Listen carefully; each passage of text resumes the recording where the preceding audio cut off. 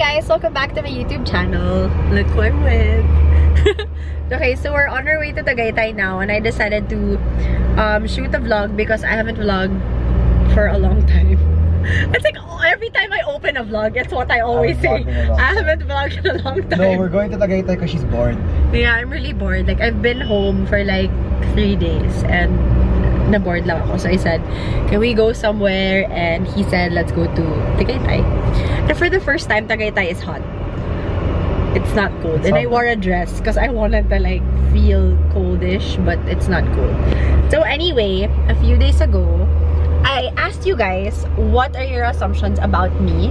I know a lot of vloggers have been doing this, but it's kind of interesting to know what people think about you. Like, how about you? What was your assumption when you met me? That I was gonna marry you. Wow! Okay.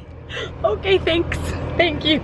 Okay, so yep, I'm gonna read some of your answers. I'm not gonna be able to read all, but I will read the interesting ones and the not so interesting ones. Ang daming mean ha. Ang daming mean, babe. Road. Awayin mo sila. Ang dami talagang mean na, not madami, but most of them have like negative assumptions about me. And I'm pretty sure I've never met these people, but okay, I'll still read it. So the first one is, this is not an assumption though. What? She said, I really like your positivity and I love your family. Oh. Well, thank you that you like my positivity. And my family. And my family. Thank you for loving my crazy family. Thank you, Jen.Bernardo. And next, mas close ka kay Julia than Claudia. Julia and I kasi have the same set of friends. So maybe that's why you think I'm closer to her, but I'm very close to my siblings. Equally close to all of them. Just so happens right? You spend more time with her Yeah. because she's older. It just so happens that I spend more time with her because, well, Same set of friends. we have the same barkada. So, hindi naiiwasan na mas lagi ko siyang kasama. Plus, Chloe's in school. I mean, she's still studying. She's younger So, yeah. And she's younger than me also. But Chloe's younger than me, but she's older than me Mentally. mentally. Okay, next one is lovable and sweet. Am I lovable and sweet? Of course. The truth. Of course. I can't answer that. So at least he I can would have answer proposed to you if you weren't. Okay, I'm lovable and sweet. Tanggapin mo na lang yung compliment. Tatanggapin ko na lang. Next one is high maintenance. I'm not high maintenance. I will be the one to answer that. She is so low maintenance.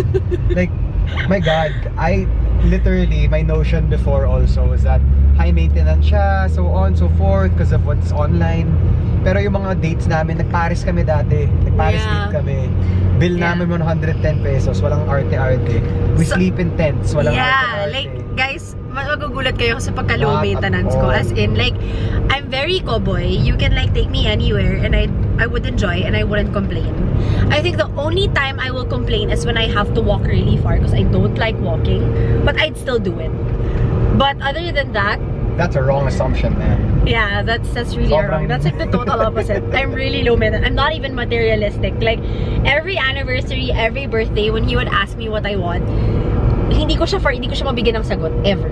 I always tell him, let's eat somewhere na lang. Let's Mas maluho ako sa kanya. Yeah, mas maluho siya sa akin actually. I always just like, can we just go on a date? Can we eat somewhere we've never like eaten before? But I think my most luho na mahal is that I like to travel.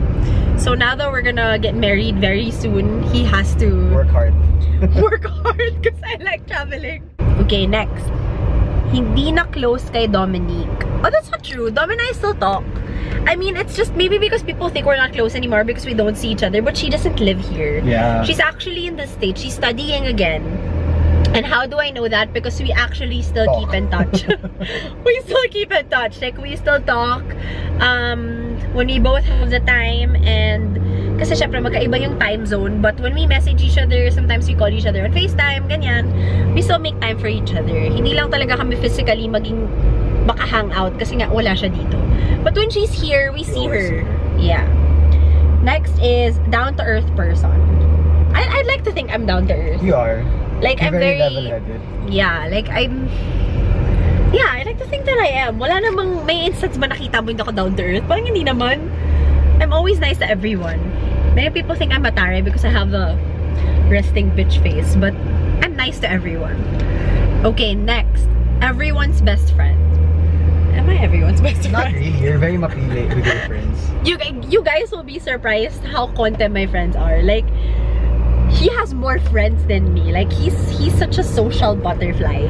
I'm really not. Like, Have you sa Senado 20, yeah. 2024? Pwede siyang tumakbo na for office, I swear. Ganon siya ka-friendly. Like, every time we're out, like, he probably says hi to 10 million people a day. Like, Yeah, even your I sisters just say don't that. get it. Like, he knows everyone. Me, like, not that I don't like making friends. It's just, and I have a hard time trusting people based on experience. So, I just really choose my friends wisely. And you should too. I mean, it will protect you, I swear. I'm not saying don't make friends, but I mean, just choose your friends wisely. Someone said, you are a sweet sister and a loving and supportive girlfriend. I actually am. That's true. I actually am. It's my dream to become a rapper and she's so supportive. I sometimes don't want to support it though, but I want to be a farmer. She's so supportive. But then, you know, that's love. You gotta support everyone you love. No, I'm sweet. I'm a sweet sister, but I'm not affectionate. Does that make sense? You are. You're I'm so sweet in a way that I always think of them, and I always am super thoughtful when it comes to my siblings, and you always make time for them. I always make time for them. I always support all their endeavors, but I'm not really affectionate to a point that I'm not touchy. I'm not touchy. Si Julia yung ganon actually. Siya yung talagang if she's sweet and malambing combined, like she would jump on you and sit on you if she has to. That's her. Next, sabi niya, super mabait, pero pag napuno, lagot ka. Yeah. That is true. That is you actually got that right. Like, I'm super bait to everyone. Like, I would be like, siguro kung yung patience, kahit sagad-sagad na, I'd still like make allowance to be more patient. Kahit ubos na yung patience ko. But, if na napuno ko, like, I don't look back anymore. I drop people. I don't talk to people anymore. Because like, I believe that if these people test your patience, they're not really like meant to be in your life. Kasi bakit na nagagawin sa'yo yun? Bakit sila pupunta sa point na kailangan mo mapuno, diba? Especially if they know you're patient. Because everybody knows I'm patient. But wala namang time na anyone I know took me for granted. Oh shit, meron pala. Meron pala. But yeah, that was practically the last time na napuno ako with anyone, I guess. Next is super prangka. Yeah. I really am super prangka. Like, I'm not afraid to tell anyone what I feel. But then sometimes, I don't even have to say it. You'll see it sa face ko. If I don't like you. Kasi kitang-kita talaga sa face ko. Next, matakaw. Sometimes. Yeah, not all the time. I'm very picky with food, and not only that, I'm allergic to almost everything that's good. So, ang hirap din talaga kumain. Next, maldita ka po ba? It's hard. Am I maldita? When you have to be. When I have to When be, people are rude to you, of course. No point in being nice to someone that's rude to you. Not naman maldita, like, just because I want to be maldita, but there has to be a reason. She's nice, but if you give her a reason to be bad, if you give her a reason to hate you, she will. Yeah. Hindi naman yung parang just cause gusto ko lang magmaldita. Hindi naman ako ganun. Next, I'm in love kay Javi. Very in love ba ako sa'yo? Am I very in love? Yeah, I am. I am naman. I admit. I'm not gonna deny. Next, masungit. When she doesn't eat. And in the morning. Guys, as in pag gutom ako, hindi niyo ako gusto makita. Like, ay, no comment. I probably like turn into a beast when I'm hungry. So, masungit, that has to be may reason dapat. Either I'm in a bad mood, or I'm hungry, sleepy, or you're sleepy. or I'm sleepy. That's the only time I'm masungit. Next, will be a great wife to Javi. That's true. Do you think I'll be a great You'll be wife? an amazing wife. You see why. You see why. Next, introvert. I'm not. No. I really am not. No, it's not true. No, I'm not. It's not a bad thing. It's not a bad thing. It's not bad to be an introvert. It's actually a compliment that you think that I am, but I'm not. Although I get along with people that But there's nothing wrong are with being introverts. being an Yeah, there's introvert. nothing wrong with being an introvert. Bella is an introvert. Yeah. Bella's my best friend, and she's an introvert. Like, she likes being alone. She enjoys her alone time. Like, and I like that about her. I like that she's very independent that way. There's nothing wrong with being an introvert. Next, you are serious and strict for me because your aura that Barretos are really known for. I honestly feel like I'm going to be a strict mother. I always tell Javi this because I thought before I was gonna be a cool ate to my siblings, but You're so hindi pala. protective. I'm super protective over them. As in, I'm not that I'm strict, but I'm not cool either. Like, I can be cool in some ways, but I'm more strict when it comes to people that I really care about.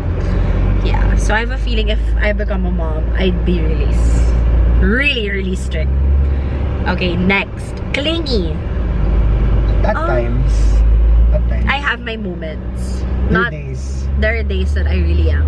Like, meron kaming thing ni Javi. Well, it's only my thing because he hates this that I do this. There are times I tell him I don't like him just because he pissed me off that day. But technically, he wasn't trying to piss me off. I'm just annoyed. I'm so annoyed that day. But there are times na I always tell him, I like you today. Stuff like that. Like today, I like you today. Weird. Snabera. I'm not snabera. No. Like, I'm You're so never... nice to people. I don't understand. There's never a time I snubbed any of my fans or anyone who actually comes up to me to ask for a photo or to talk to me. There was never a time that I snubbed anyone, and there will never be a time. No, you have fans there. Looking, oh. Really, they are. Yeah. There will never be a time that I will snub any of you. I mean... Balik tayo, mag-hi tayo. Baka sabihin nila snub. No, honestly. Like, did you ever see me snub No, anyone? you really make time. Kahit Like, I lola. really make time. Kahit Especially nagmamadali pag bata. ako, kahit gutom ako, I never stop anyone. Even if it's a baby. So if you see me anywhere and you wanna go near me, huwag kayo matakot.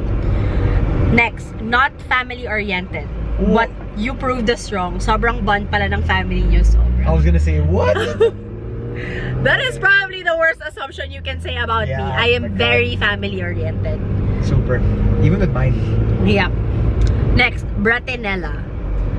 Well, my family calls me Bratinella only because when I was a kid, I was A brat. a brat. I was really a brat because I was spoiled by all of my titas and Your lolo. and my lolo, my grandparents. So both sides before. So I feeling ko ng bata ko, I felt like I was the shit.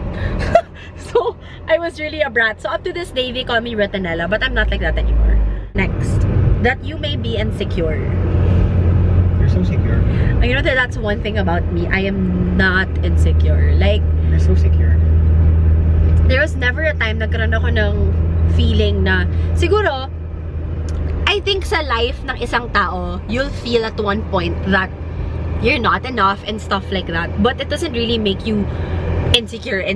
Like, I'm insecure meaning what? Like, I'm insecure towards who? Like, for example, I can go out without her and she doesn't feel the need to like check up on me or something. Yeah, I really don't. You know, at times he gets mad at me pa because I don't text him. Or, Ako naghahanap ng affection. yeah, parang there are times when he's out, I don't make him gulo. Like, I literally do not make him gulo. I don't text him. He's the one that actually texts me. Not because I don't... Feeling ko kasi, nangungulit ako pag ganun ako eh. And I don't like the feeling na may kinukulit akong tao. But I do like the fact that he does make the effort to text me. Even when I don't. Because, I don't know. For me kasi, my siblings would always say this to me. You don't say hi to me. I don't feel like you miss me because I don't text them. But in reality, I do miss them. But I know they're busy. So I'd rather just wait for them to message me so that I know they're available to talk. Parang ganun. 'Cause you're Medyo also flawed busy. yung thinking ko sometimes eh. Pero I learned the hard way kasi a lot of people that are very close to me, including Bella, including my sisters and my mom, would always tell me that I never check up on them and stuff. Not because I don't want to, but ugali ko kasi talaga yun eh. Yung parang, She knows you're busy. And Yeah. ayaw niya manghassle. yeah, when I know you're busy, hindi kita guguluhin. But then I realized, mga ibang tao talaga na pag busy, It makes them feel it good. makes them feel good. And hindi ganun yung thinking ko. So buti na lang, they were very honest with me about that problem of mine. And naayos ko naman. I like to believe naayos ko siya. Okay. Next is living lavish. You are so wrong. No, God, you know what's so funny? I can make that basag so fast. You know, I bought her a pair of shoes last year. Na sobrang laspag niya. Then parang when we go out and she deserves naman to buy a new pair, ayaw niya kasi feel niya di niya deserve. So Yeah. paano niya nagiging lavish, diba? Hindi talaga. Sure, lavish kami sa things na Pagkain. like experiences like traveling, Food. but in terms of material goods, not at all. Hindi mo Hindi nga talaga. hindi mo nga matawag lavish sarili mo dun eh. Alam mo, like, he would always tell me that you work so hard, you deserve it, you buy something, but I always feel like, tama siya, I always say, feeling ko hindi ko pa deserve, feeling ko kailangan ko pa mag-work para mabili yung gusto ko. Parang ganun, I just feel like it's never enough yet for me to buy something good for myself, but I always like buying stuff for other people. Yeah, parang I'd rather buy gifts like for him, for my siblings, for my friends, for the dogs, rather than buy something for myself. I don't know. Is that bad? Maybe sometimes it's bad. Next, you don't talk to your real dad.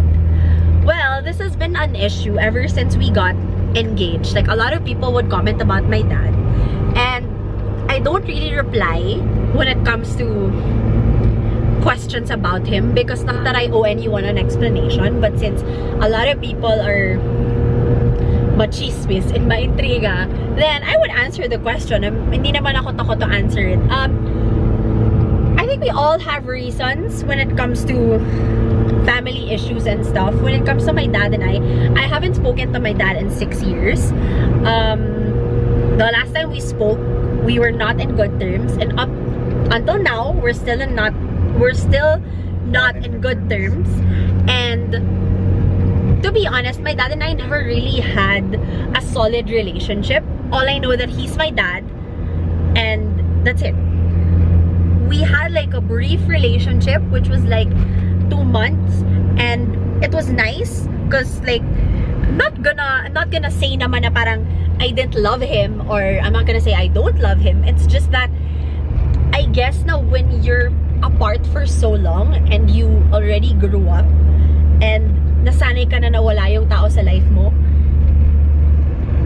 you just feel like, not naman you don't need the person, but it's more like you're okay without them. And to all the people that are gonna say na tatay mo yan, whatever, remember, it takes 2 people to make a relationship work. 2, not 1. Yeah, and you really can't judge. Yep.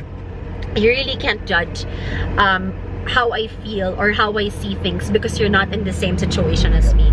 And if you are, and you reacted in a different way, or I don't know, magkaiba tayo. I mean, we all handle pain differently. And my end, like, I've been hurt a lot of times by this person, and not that I'm blaming him for everything. I probably have faults too, but at the end of the day, I've been wanting an effort out of him, but I never got it. So, as a child, syempre, lahat tayo, kung may tatay ka, tas ang tagal mo hindi nakikita yung tatay mo, tas hindi ka naman ine-effortan, siguro naman pwede ako pwede rin ako magkabubog, diba? Hindi naman pwedeng, porket tatay ko yun, okay na lahat lagi. Hindi ganun, nasaktan ako eh, diba? So, to everyone who's just gonna judge me about my decision, then just don't comment at all. Like, I don't make comments about your life because, for one thing, I don't know anything about your life. Like, I don't know what the heck's going on with yours, and you don't know what the heck's going on in mine. And I think that's the decision that... You just have to respect her decision. Yeah, we know, just have to respect each other's decision. If she doesn't Let's agree to disagree. If you don't do anything that intentionally harms someone, then you can't judge them for the decisions that they make. Yeah. Hindi naman sila nakakasakit eh. They're not doing it on purpose. Yeah, and you know, it's better this way. Like, my dad and I are not hurting each other anymore by not just talking. Maybe it's for the best. I mean, we tried the talking thing and it didn't work out well for us. We ended up not in good terms. And maybe that's just it. That's how it's meant to be. Alam mo yun, may mga tumanda na rin kasi ako. Parang at this point, I'm 25, I'm getting married. My life is like... Just starting. Just starting. Okay na yung life ko. I grew up fine. Like, my mom really raised me well, and not that I never thought I needed him. Of course, at one point in my life, I thought I needed a dad. But, kung wala dyan sa harap mo, and hindi mo naman pwedeng damdamin yun, or, alam mo yun, you have to life goes on at the end of the day. There's so many people that don't have a dad or a mom, and you can't go up to them and tell them that incomplete buhay nila, because you don't need a complete set of parents to feel complete. Yeah. At the end of the day, it's all on you, really. You need love. Yeah, you just need love, and I got so much love. From 1 or 2 or 3 or 5 or 10 people. As long as one person loves you, you're complete. And I got so much love from my mother alone. Like I have from your family. Yeah, I have the best support system growing up. I never felt neglected or unloved. I was always loved. I just feel like when you grow up, to everyone that's going through it,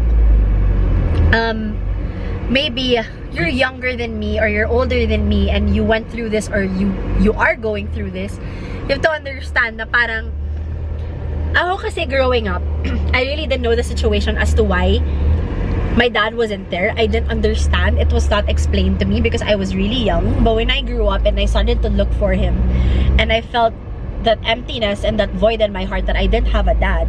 Although I had a stepdad that completely treated me really well. But syempre, iba pa rin kasi pag tatay mo at alam mo nandyan lang eh. Alam mo yun? That's the thing. I always had that in my head. I knew my dad was not dead. I knew my dad was just somewhere there. Like, he was, nare-reach ko siya, kaya ko siyang maabot. He was not an OFW. He always lived in the Philippines. But it's just that, hindi ko ma-understand at that point as to, ba't hindi kami nakikita. But then when I grew up and I understood na, maybe, hindi ko alam. I don't know how to explain it. Kasi ako parang pagkaintindi ko lang is that, wala na. Yun na yun eh. That's how it is. That's how my life is going to go. Either I live my life the way I want to, or magrebelde ako and blame the world, blame my mom, blame him for everything, and it will reflect badly on me kasi I could have fixed my life. I could have just made myself better, and naka-benefit pa ako from it. Then use it as a tool of change or something rebellious, which I won't really benefit from. Alam mo yun, makakasakit pa ako ng tao, masasaktan ko pa yung sarili ko. Rather, I would just, live my life well, and hopefully somewhere, wherever he is, he's proud of me, Well, not that I'm asking for his validation, but I hope he knows I turned out fine, and credit goes to my mom, all of it. Shout out Tita Marge. Shout out to my mother who raised me well. That's it. But I have nothing against my dad. Yun talaga, that's life. Next, you were also super nice to say yes when I asked if I could have a photo with you. You can always ask a photo from me, don't worry. Sabi niya, difficult child when you were in your teenage years, but now you've matured. Yes, I really was a difficult child. Do you know the person that said that to you? It's an assumption, sorry. Her name is Jack May. Sabi ni Jack May, difficult child when you were in your teenage years, but now you're matured. Well, I'm not gonna deny the fact that I was a difficult child. I was really the root of all the problems of my mother when I was a teenager. And I really am so sorry for that, Mom. But that is over. That is over, and yes, I have matured. And yeah, that is just over. I don't even want to remember. But yes, I was really a pain in the ass. Kawawa yung nanay ko, I'm telling you. Ayaw na kasi yung mga iba. Honor student, my God, hindi po ako honor student. Thank you naman, akala nyo matalino ako. Matalino ako in many other ways. Pero hindi talaga ako honor student. I was. Siyempre, siya na lang, diba? Di ikaw ng honor student. Sorry naman. Next, you don't want your biological dad to walk you to the aisle on your wedding day. My mom is walking me down the aisle. Tita Marge. My mom is walking me down the aisle because it's only right that she walks me down the aisle because she raised me on her own. And everything that I am, it's all because of her. So, she is the most deserving to walk me down the aisle. Preach. Next. Wow. Ready ka na po ba magka-baby after wedding? Oo, kahit ngayon, ready na ako. Kahit ngayon, ready na talaga ako. Next. Social. Hindi po ako social. Napaka-bargas kong girl. I swear. She's not social. I am really not.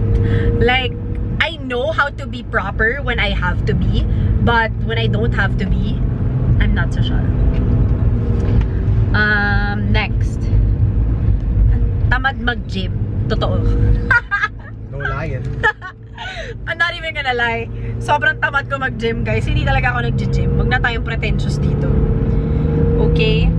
And next. Okay, last, guys. message na to, hindi naman to assumption. Sabi niya, not an assumption. I just want to say I love you, Danny, and you inspire me. Thank you, Ja_Reyes. Thank you, guys. Okay, I'm gonna end this video because ang dami ng revelation masyado ng video na to. And wala na rin kaming ilaw. Wala na rin ako ilaw. Kaya na pa ako nahihirapan gumawa ng lighting. Anyway, thank you guys for all your assumptions. And to those who have bad things to say, have stop being bad things assuming. to say about me, Stop being assuming. wala akong pakialam. Joke. So to all the haters out there who took this opportunity to say how they feel, Good for well, you. I'm sorry you feel that way, and I'm sorry that you are wrong. Sorry for absolutely nothing. I'm so sorry that you feel that way, but I don't really care. You don't bother me. And to those who actually gave nice assumptions, thank you guys so much. Thank you guys for participating. This has been really fun, and masyado nang matagal tong video na to, nakaabot na kami sa Tagaytay. Yes. Okay, so thank you guys for watching this video. Teka, kailangan naman ng magandang lighting. Wala akong lighting. It's gonna go away. It's gonna go away. It's gone again. No. Here, when we turn. Hirap makakuha ng lighting. Here, it'll be nice. Kala ko ba natural lighting dito sa Tagaytay? It'll be nice. Ayan. Thank you guys for watching my video, and I don't wanna make promises that I will produce vlogs 3 times a week anymore, because it's really hard nowadays because we're planning a wedding and it's going to be very, very soon. So it's really hard to put out videos all the time, but I promise to try my best. And yep, I'll see you guys in my next video. Bye! Bye-bye.